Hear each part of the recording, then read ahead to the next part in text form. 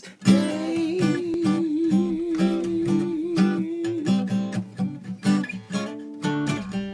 On YouTube.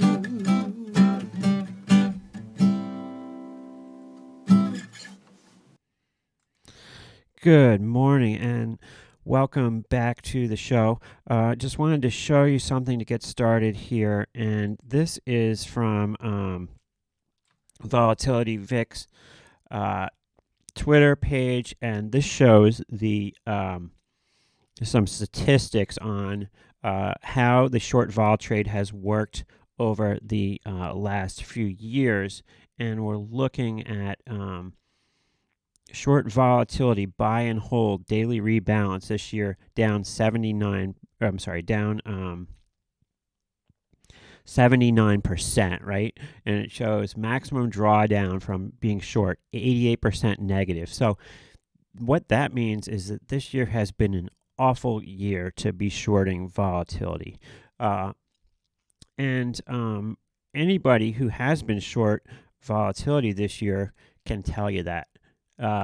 Where did we start? If you were short, let's say you happen to be short TVIX this whole year, right? Okay, TVIX coming into this year, if I get out of the way just for a second, I know you want to see my beautiful face, but let me just move out of the way in the interest of education here for a second.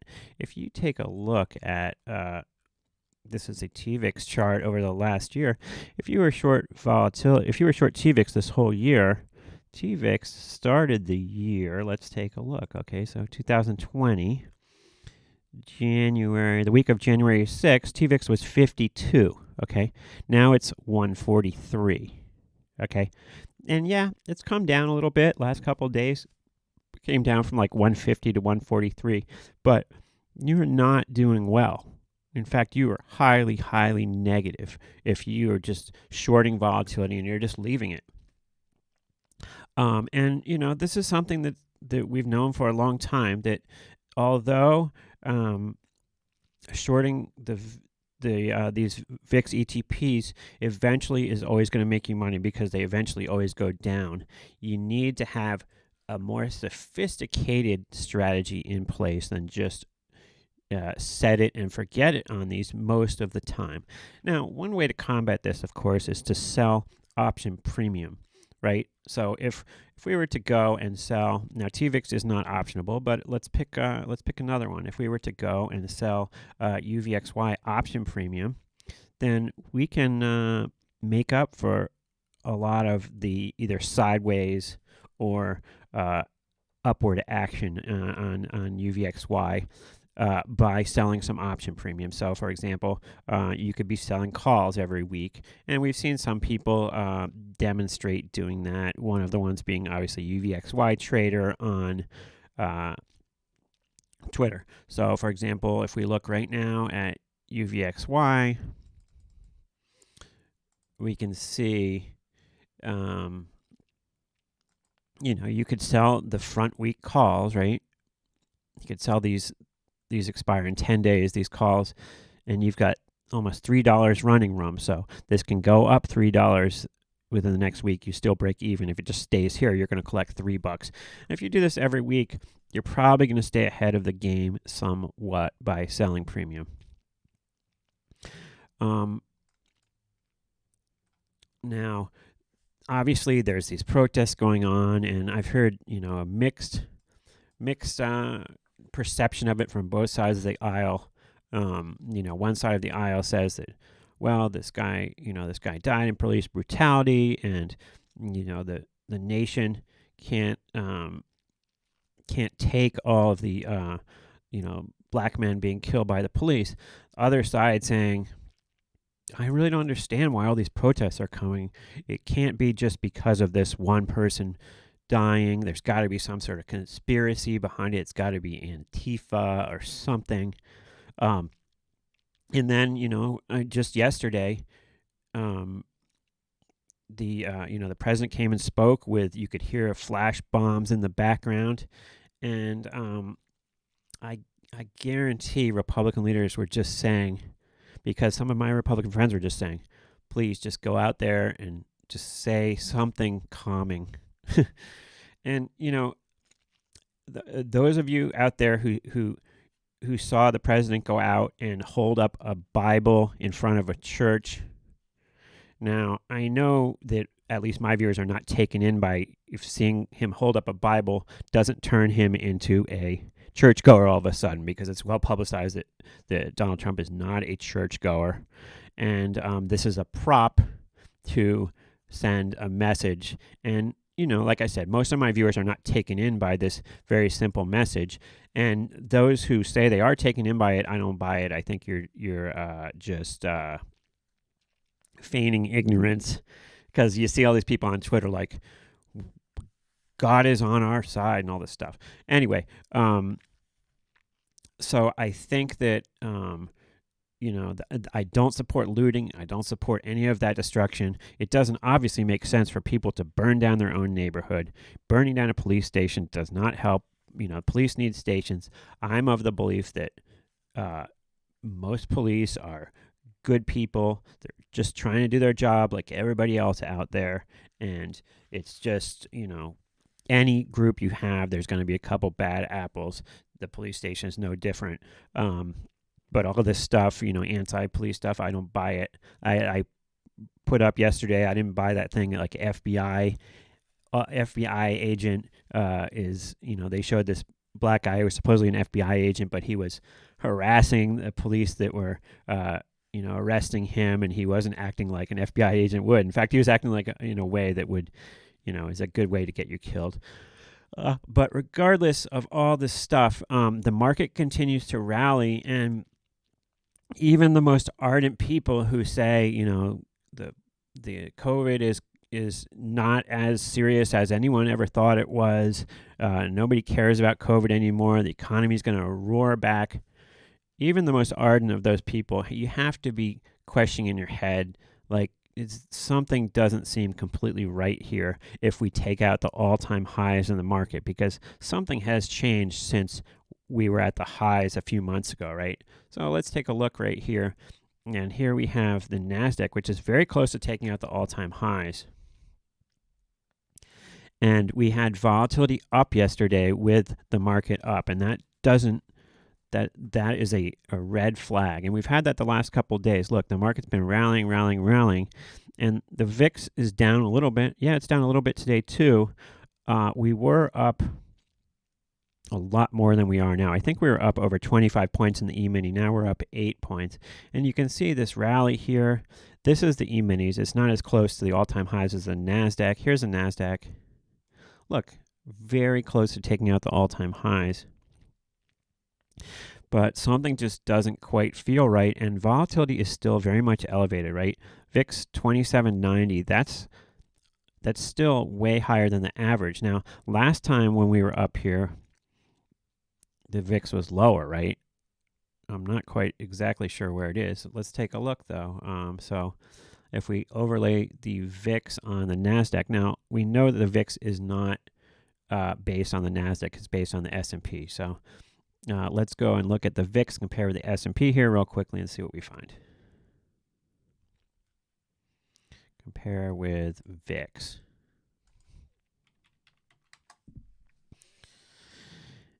All right, so the VIX back in February was 14 when we were here. What about when we were kind of right where we are now? It was 11. So last time we were at this level, the VIX was 11. We're back at that level. The VIX is over 2 times higher. It's almost 3 times higher than it was then. So that's got to mean something, right? It's got to mean something. Now, yes, there is a case you could make that it means that the VIX is going to go way lower quickly here. But in the meantime, until it does, we are at an elevated level here of heightened awareness, heightened nervousness. Now, we know that the VIX is based on option prices in the S&P 500, right? So if we go to the S&P 500, the SPX here, and we pull up option prices 30 days out, it's going to be a similar price to the VIX, right? So just to prove that, here's our S&P 500. If we go 30 days out, It shows option price level of around 28. Yes, VIX 2790. So once again, proving that the VIX is based on the SPX. However, VIX futures are higher than this level right now. Correct. So we have front month future 29.15, not that much higher, point higher. The second month futures 30.45. So another point higher than that. Remember, we're early times in the expiration cycle right now, so most of UVXY, VXX, TVIX are based on this front month future, the June future, and that's pretty close to the VIX 29. 29 sounds kind of low from where we've come. Let's look at where we've come from in the VIX here, and we've come way down off where we were, right? So.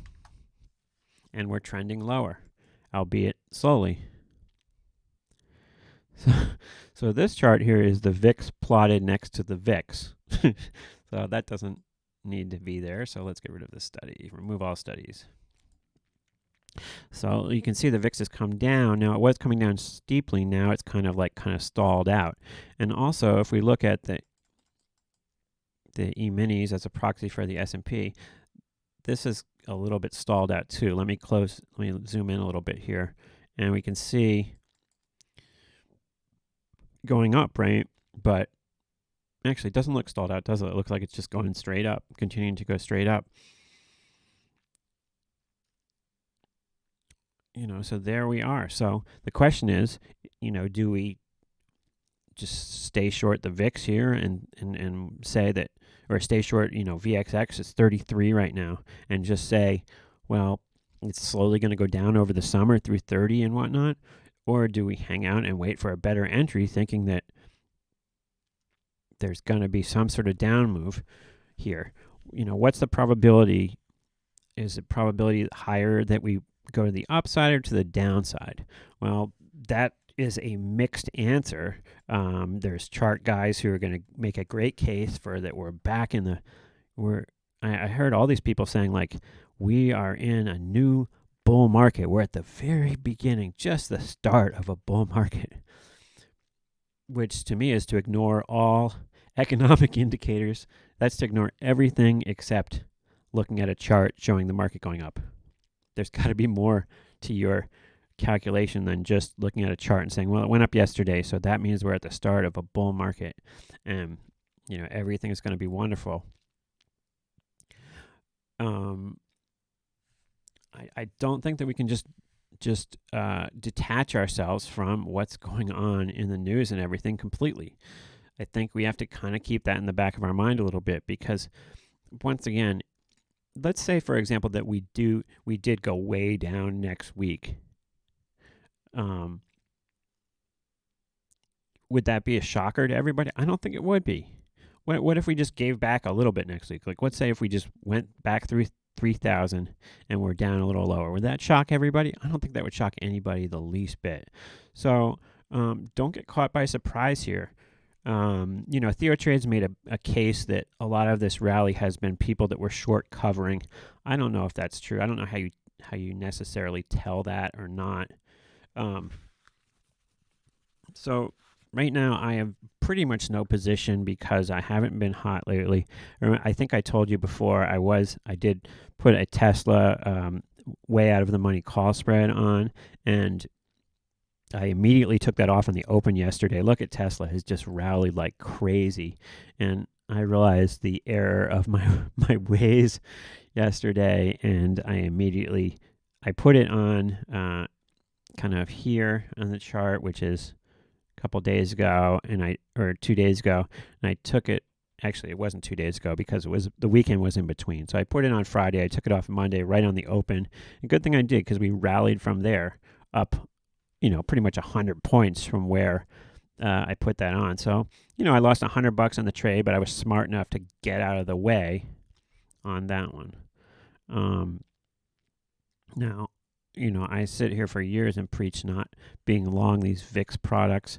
So I am listening to my own advice to some extent. I have a very, very, very small long on in UVXY. I'm long 50 delta. So it was as if I own 50 shares of UVXY, right? So down today, it looks like we're down 40 cents from yesterday. We were down like almost a buck, but now we're down 40 cents from yesterday. VIX currently down 33 cents. It feels like there's a little bit of a floor under the VIX right now, and that the potential to make money is to the upside. It's just kind of what it feels like. If we look at the chart of UVXY behind me, you can see it. Yeah, it's moving down, but not really that much. If we go back to the 15th of May, where were we? We were 35, right? And we were 35 just 2 days ago. So, not there, you're not killing it if you're short the VIX. Look at TVIX. TVIX, yeah, we're 142 now, which is in the lower range of things, but, we were 150 2 weeks ago, 147 2 weeks ago. So if you go to 2 days ago, we were at the same price as 2 weeks ago. So this isn't really doing anything right now. We saw this, let me get out of the way here. We saw this spike here. But, if we go back 3 weeks, 160, we're down a little bit, but really not a whole lot is happening in trading these products. So what's the solution? Do we go and trade something else? Do we sit on the sidelines?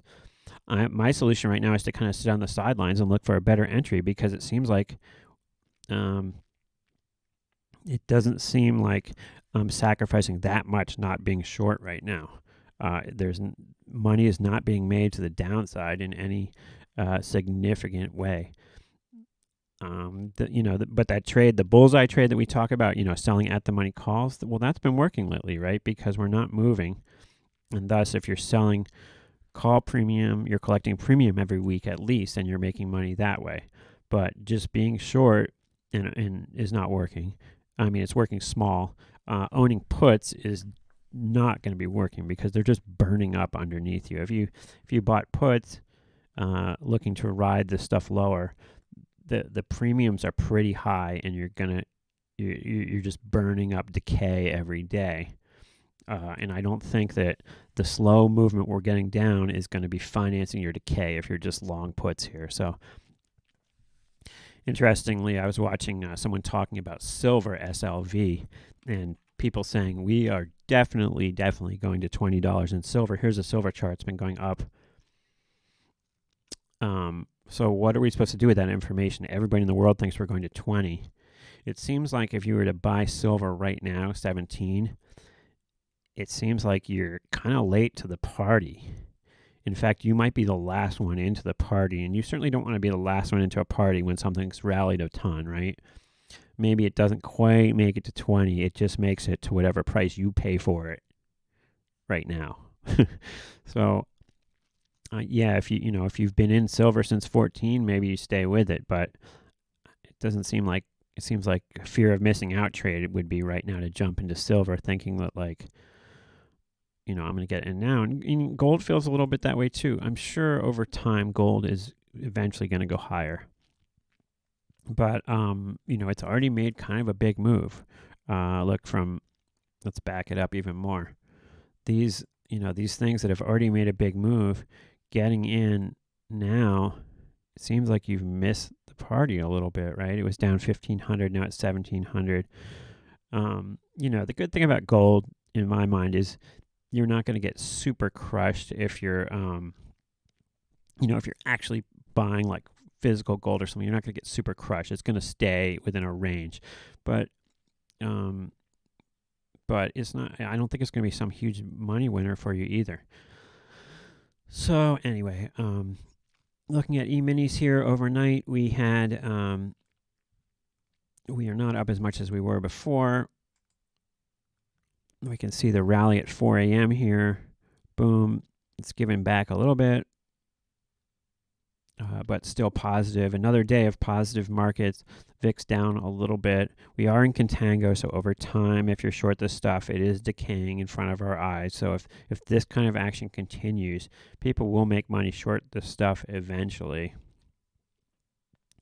But I'm slightly long it and on the sidelines because I think there's a better chance that we will get a pop here somewhere in volatility with a better entry point. I've flirted with being short this stuff, and I can't justify it because if I go way short this stuff, when we get a pop, I'm going to be kicking myself because I knew that we could get a pop, and I knew that this isn't a great entry point. And for me to it feels like to short volatility right here, to short these products is to try to force a trade. Much better to sit around and let that opportunity appear, because we all know who've been trading for a while that if you hang out and are patient, a golden opportunity will appear where you'll recognize it right away, and you'll be like, that's a trade that I should have on. That's a trade I should put on. But it doesn't feel that way to me right now. And I'm not trading based on feelings, but I'm trading based on risk reward and an analysis of what's going on. And it feels like we are high up. Stuff has rallied a ton off the lows, and it feels like there's more potential to the downside. The market seems to not respond to bad news at all. And I think we're fooling ourselves to say that like everything's great again in the world, because there's evidence to the contrary out there. So this really showing how we're kind of off the highs a little bit in the NASDAQ, but still a tight range. Everything's in a tight range. Stuff is not moving very much. It doesn't justify the VIX being up here in any shape or form. So, if you were selling, what that means, the fact that stuff isn't moving and it doesn't justify the VIX, what that means is that if you were selling SPX premium, let's say you sold S&P puts, you're making money. You sold out of the money calls in the S&P, you're making money. Sold strangles on the S&P, you're making money. So maybe that's the play. Maybe the play is to selectively sell strangles out there in either the S&P or the NASDAQ or some sort of proxy for that, because we're not moving that much. We're just not. We're kind of stuck in place here. So that's my analysis right now. I always love to hear from you folks. Things are slow. But it looks like that this rally is kind of fizzling out. But we'll have to see. Thanks for watching, and I will see you next time. You're watching Famous Dave. Be careful out there.